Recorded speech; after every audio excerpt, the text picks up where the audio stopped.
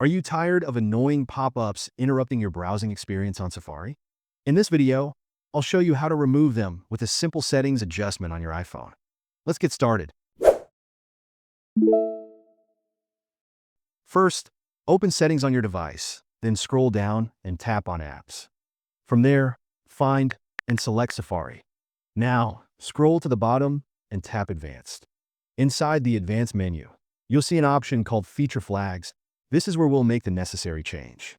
Once inside Feature Flags, scroll through the list and look for options that start with the letter V. Here, you'll find Verify Window, Open User Gesture.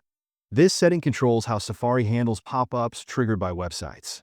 When enabled, it ensures that new windows or tabs can only open if the action was directly initiated by the user, like tapping a link, rather than being automatically triggered by a script.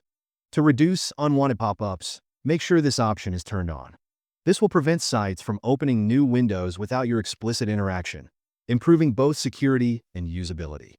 If you found these tips helpful, don't forget to give this video a thumbs up, subscribe for more tech tips, and hit the notification bell so you never miss an update. Thanks for watching, and I'll see you in the next one.